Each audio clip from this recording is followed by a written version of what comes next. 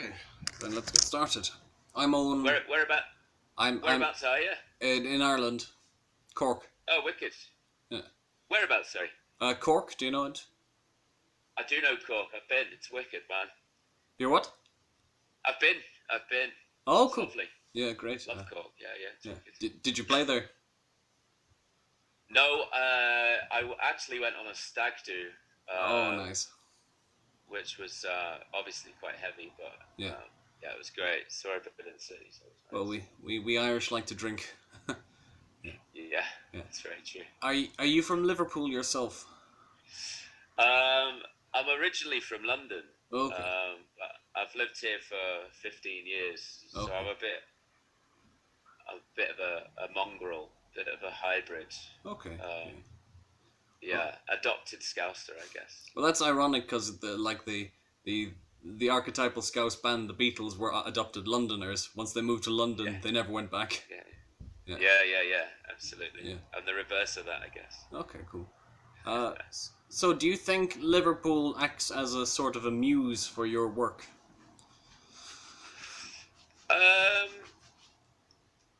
Yeah, sort of. It's definitely informed my writing. Yeah. I think I was writing, I don't know if it's just my age, but I was writing very naive songs when I was living in London. Okay. I was listening to much different things, but I'm not sure if it's the city. I mean, living here has definitely changed me. Okay. 100%. Yeah. The pride of this city and the people and like the friendliness and the openness and like, you know, if you're hungry, you know, your neighbour will have you for tea. Like that kind of community spirit is just something that resonated with me 100%. And it's people over profit rather than London's very like people don't have time for people kind of walk past you if you're down and out. So that's something that kind of resonated with me, and I think that comes across in my writing and my songs. Nice. I think.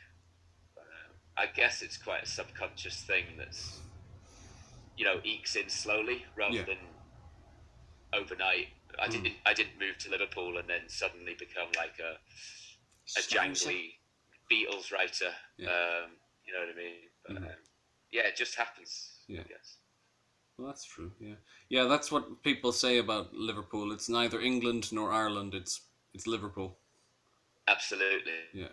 Absolutely. I think most locals would agree. They're not English. They're Scouse. Yeah. Also, in Ireland, we like to kind of claim Liverpool as one of ours because we send so many people. Yeah. Absolutely. Yeah. Absolutely. But it's not. It's just. I've heard it's basically a country of its own. Yeah. Definitely. Yeah. So, what instrument do you play from? Well, not play from. You write from. A bit of everything. As you can see, I've got keys here. I've got another keyboard in front of me. Yeah.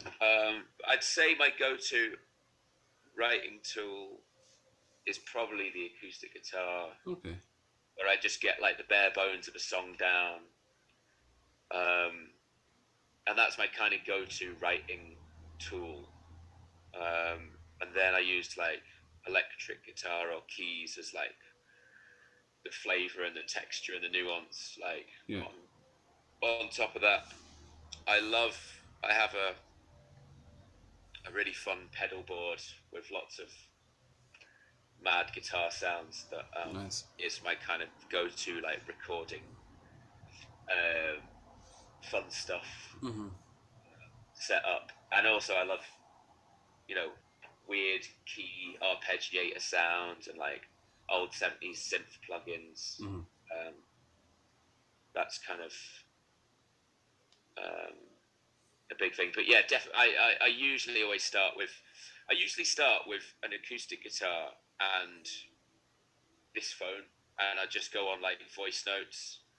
And I don't know if you can see, but I've literally got like hundreds and hundreds of like, that's where songs start really. Okay. And it's usually me just don't know what this is. Yeah, it would just be me noodling about and usually talking to myself, going, "Oh, this is Capo 3. It's in a weird tuning," just so I can remember it. Yeah, of and course. Yeah. and then me kind of playing through a little bit, and I just think like the less friction you have between the creation of an idea or the formation of an idea in your head and like getting it down. Whereas I used to like have an idea in my head and then be like, right, I've got to write it down on paper. I've got to write the chords down. Blah blah blah. I've got to, because that's didn't really have a voice recorder. Yeah. And then I was like, oh, I'll actually record it properly. I've got a mic here and everything. And by the time you set everything up and get everything down, it's changed. So I find that's the purest form of between like formation and Yeah. And getting everything down is quite easy. That's good. Yeah. Apparently McCartney does the same. Yeah. Yeah. It's, Yeah. Okay. But have you written from the piano? yeah, I have done. There's nothing on this current album that's piano led. Yeah. But there's a few songs that are just vocal and piano. Okay. That was written on piano. You get like inversions on piano, whereas you don't get that on guitar. Yeah. And I wouldn't say I'm a pianist, but I'm learning. I've never been taught piano. I've just kind of worked it out. But the keys player in my band has taught me a lot. Okay. So from playing with him, he's taught me about all these inversions, which is like not having just the root note as the bass note, but having like the third or something, and then another like the fifth in the bass as well. But you can't really do that on a guitar. So there's been some things that have just worked out better on piano, or like organs. I do love like a Rhodes. No, organ. I'm reading a book on yeah.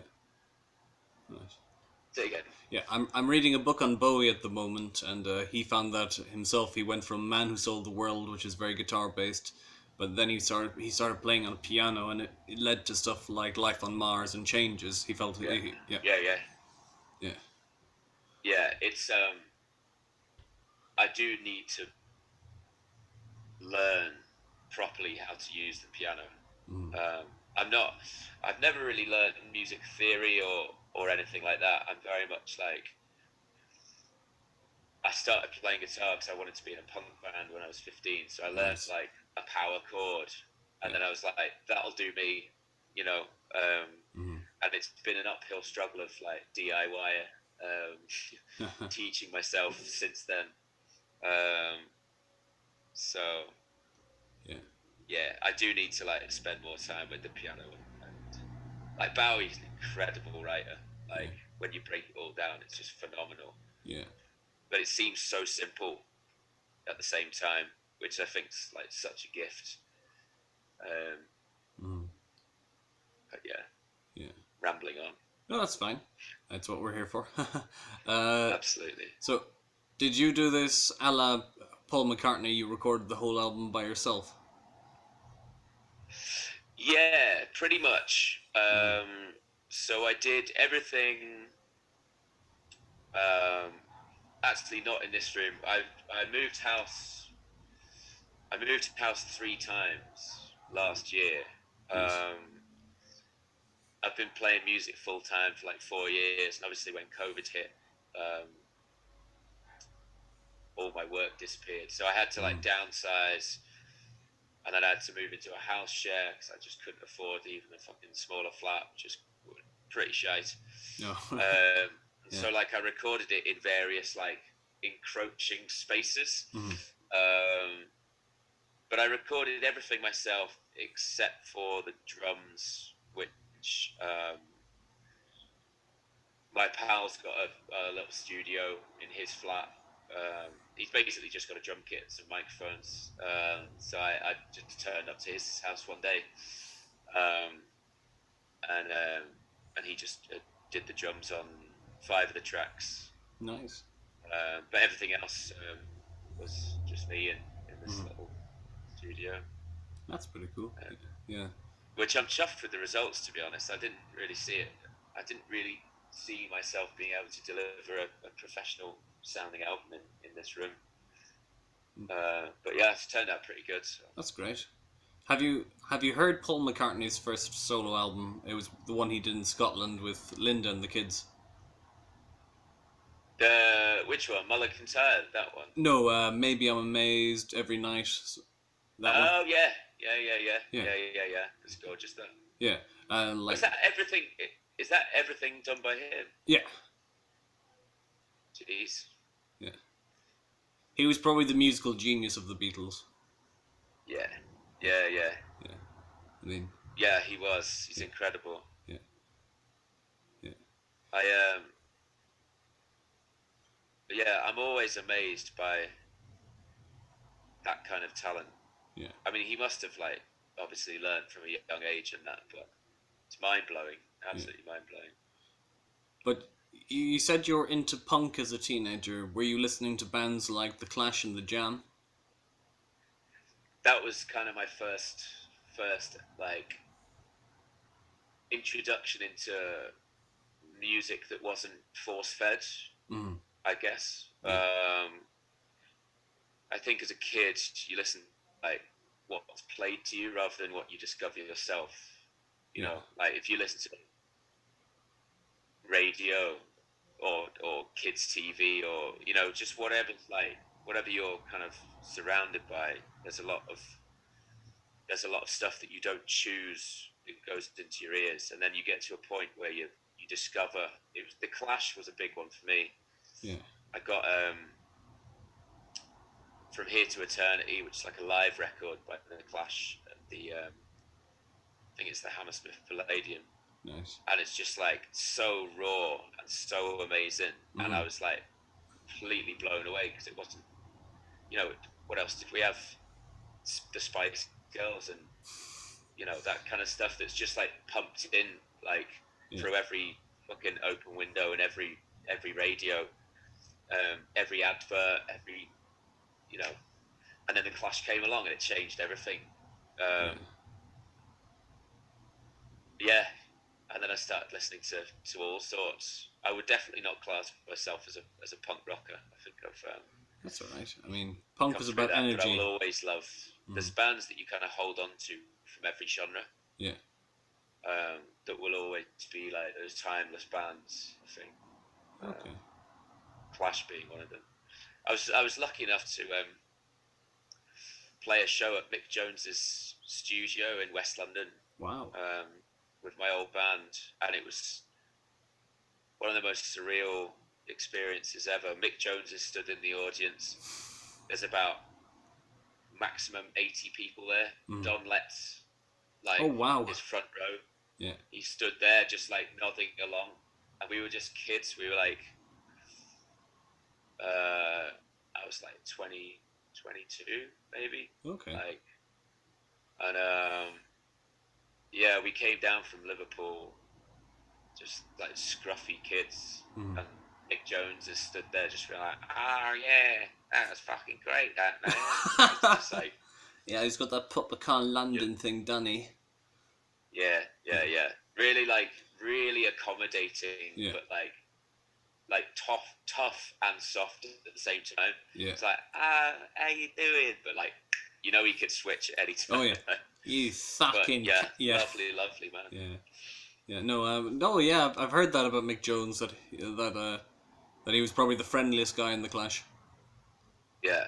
I can imagine. Yeah, I mean, you don't want to get on Paul Simonon's bad side. He was a guy. He liked to get into fights. I know. Yeah. I know. Yeah. I wouldn't. Yeah. Yeah. Yeah, he looks like he can handle himself. Oh yeah, I mean, there's a story that him and Jean-Jacques Burnel from the Stranglers got into a right punch-up in a pub after a gig. Right, yeah. I can imagine. Yeah. Indeed. So, you mentioned that you have another band now. Are you guys going to perform when you can? Another band now. Yeah, you mentioned that you have a bass player in your band. Yeah, Yeah. yeah. So Mm-hmm. it's my kind of my live band that I've played with for a couple of years. It's like it's a solo project, but I have a six-piece band Okay. that that we do shows with. Um, yeah, we're doing a show. First gig in 18 months. Next Saturday, this Saturday, which is the album launch party for this record, Okay. which should be cool. And then there's a couple of festivals over the summer. Unfortunately, there's not much because everything's been kind Yeah. of pushed back a year, so all Yeah. the lineups are kind of getting reused from the year before. Mm-hmm. But hoping to get out on tour again Yeah. mid-October. Just chatting to a few promoters at the moment to try and get some dates, so That'd that be should be great. quite fun. Uh, so which do you feel more comfortable in, on stage or in the studio? Or both? That's a tricky question. It's a tricky question. They're completely different beasts, aren't they? Mm. There's nothing better than being in a studio when everything's going right and like creativity is flowing. Yeah.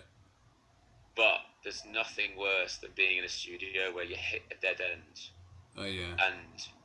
and everyone like that mood drops, like like day 3 or day 4 when it's been like 12-hour days Yeah.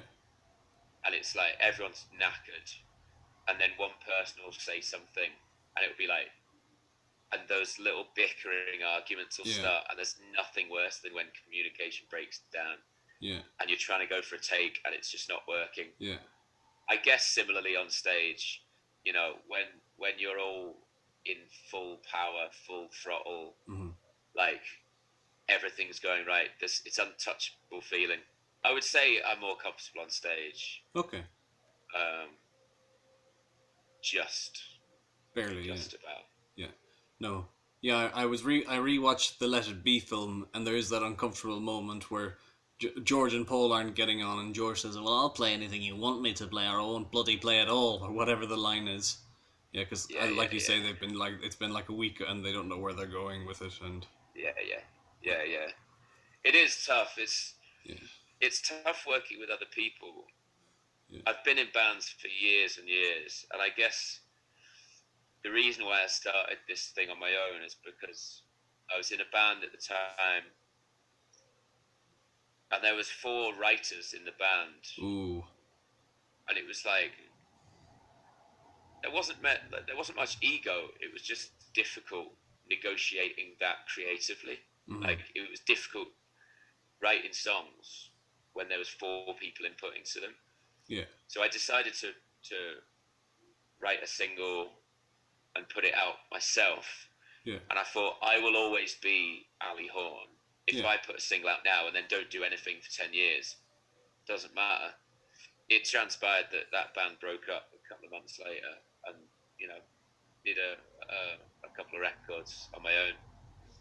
But I find it's a lot easier because I guess I have the final say. yeah, of course, Like it's my name on the tin. yeah, My band are fantastic, and they always have input and go, oh, what about you should try this or whatever. But it's kind of nice to be the boss. in control. Yeah, no, that's true. Yeah, John Lennon found that the minute he left the Beatles, it was just great. He could just say, "Clapton, this is what I want," instead of like 2 or 3 guys saying, "I don't want to play this," but it's like it's my song. Yeah. You'll play what I want. Yeah. No, that's fine. It's your art, it's your work. You can have. Yeah. You should have control over it. Yeah, absolutely. Yeah. Absolutely. Yeah. And Sound like a control freak, but no, maybe I am. It doesn't sound like you're a control. It just sounds like you're committed to your art. Yeah, that's the line we'll go with. And have you played in other parts of the UK outside of Liverpool and London? Yeah, um, we did we did a couple of UK tours. Well, I say UK. We played in Glasgow. Okay. We played loads in England. Um, Mm. our last tour was 2 weeks, which was nice. It was like Brighton, Bristol, Exeter, Mm. Cornwall, Yeah. London, Margate, Yeah. Nottingham, Birmingham, Manchester, Leeds, Liverpool, Newcastle, Yeah. Glasgow. Um, yeah, quite a lot. Okay. And then we did a smaller tour, which was just 8 dates just before that, the year before. Um, where else did we play? Oxford. That was quite a good show, actually. Very nice. Didn't expect that. Yeah. Um, Yeah. yeah, been all over, really. Would you consider coming over to Ireland? I would love to, you know. Mm. Um, Yeah. I would absolutely love to. I've been I did a show recently with well, not recently. I haven't done any fucking shows recently, but Yeah. did a show before lockdown with Matt McManaman. Yeah. He used to play in the Dead 60s Liverpool band, but he's moved over to Ireland. Yeah. Um, and so he came over for a couple of shows, and I spoke to him like quite at length, and we're still in contact. Yeah. Um, and we're in initial stages of doing like a co-headline acoustic tour. Yeah. So he'll come over to England and do some dates, and I'll come over to Ireland and do some dates. But I don't know if we can print that because nothing is confirmed at all. But Of course. hopefully I'll be able to over to Ireland. Yeah. Yeah. If there's any promoters, I'd love to come over. Okay. And I drive as well, so I can just get the ferry from Holyhead or whatever. Yeah. Oh, I might. I'll ask one or two that I might know. That'd be great. Yeah. And are you planning a follow-up album? Yeah. I'm. So the album that I've just put out, I wrote in a very small space of time. I wrote it during lockdown because I was in that headspace, and also because I had so much time. Yeah. And I deliberately wanted to write it during that period. So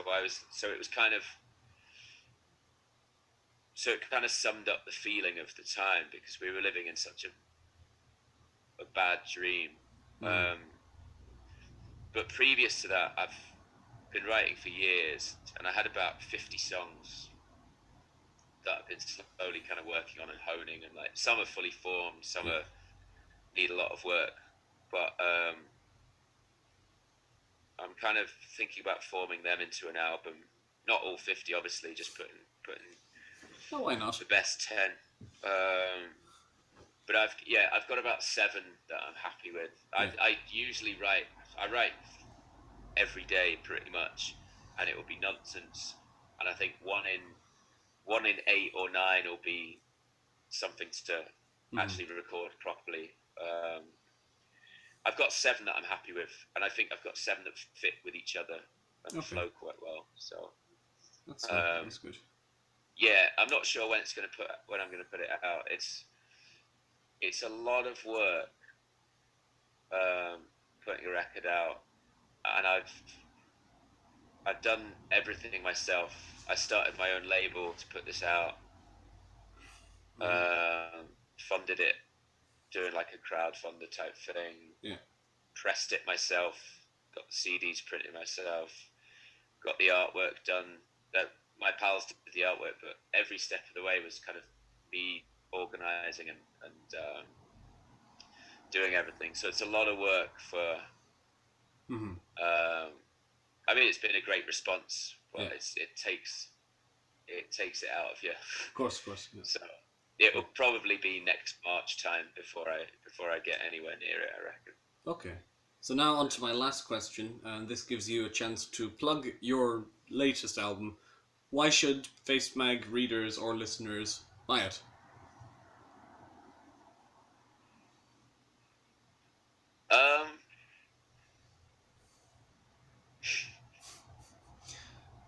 Sorry, I didn't mean for that to sound insulting. No, it's. I'm just trying to think of the reasons why they should. Okay. I've never been 100% happy with anything I've done ever before this album. Ooh. And now I am now 100% happy with it. I think for me, it's exactly what I want to say to the world. That's as good. A writer. Mm-hmm. I think the album flows really nicely. Mm-hmm. And also, if people want to just support independent, local good guys, then they should do, you know? Yeah. I think the industry's changing, and people need to stop putting money in the pockets of millionaires, mm-hmm. and realize that it's people working hard, doing their own thing, should be commended for it. I agree. And also, it's fucking great. Just put that. Well, I think that's a good way to end the interview. I mean, you're working hard and it's fucking great. Yeah, man. Yeah. That's a quote worthy of James Connolly himself. Where we work hard and we're fucking great. Okay. Yeah. Okay, Ali Horn, thank you for your time and good luck with the gig tonight. Absolute pleasure. Yeah. Thank you so much, man. Take care. And it was lovely to meet you. Lovely to meet you too. Take care. Man. See you later. Bye.